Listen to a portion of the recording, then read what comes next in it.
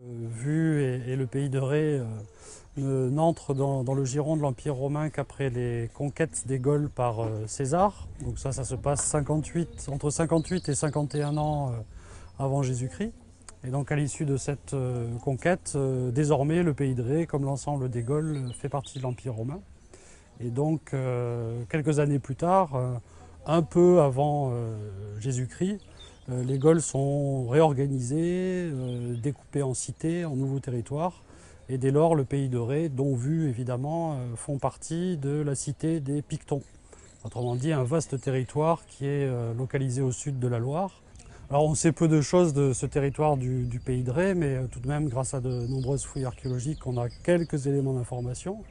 On est, pour mémoire, pas très loin de Rezé, qui est en bordure de Loire et qui est une des grosses agglomérations de cette région du pays de Ré à l'époque romaine.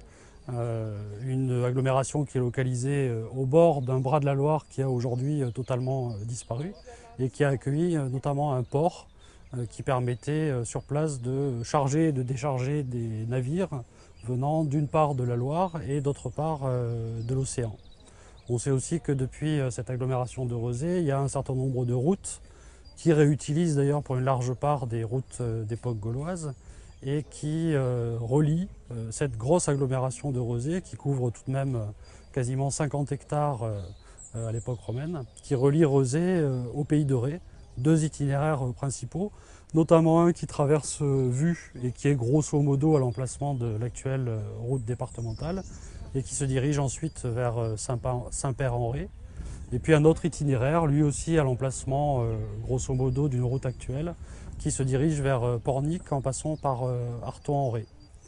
Alors c'est vrai que sur Vue même, on a peu de renseignements pour l'époque romaine. Les observations qui ont été faites par les archéologues sont déjà anciennes. On remonte au dernier quart du 19e siècle, donc ça fait plus d'une centaine d'années. On sait qu'il y a quelques éléments d'époque romaine qui ont été retrouvés, notamment probablement des amphores, donc des conteneurs pour le vin ou l'huile d'olive, et puis également quelques fragments de vases en céramique, mais pas plus. On ne connaît pas exactement la nature de l'occupation qui a pu exister sous le bourg actuel de Vue. On est un petit peu mieux renseigné sur quelques sites des environs qui sont assez importants, et plus particulièrement Saint-Père-en-Ré et Artois-en-Ré, où dans les deux cas de figure, des observations faites depuis, là encore, le 19e siècle, mais enrichies par des découvertes plus récentes, montrent qu'on a affaire à deux points d'occupation importants pour l'époque romaine, sans savoir véritablement s'il s'agit de villas.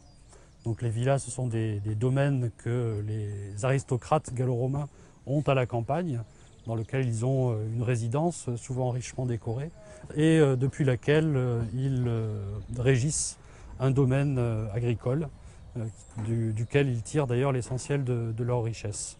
Donc ça, aussi bien à Saint-Père-en-Ré qu'à Arton, on ne sait pas s'il s'agit donc de ce type de site, villa, domaine rural, ou d'agglomération équivalente à Rezé, mais d'une taille un petit peu plus réduite.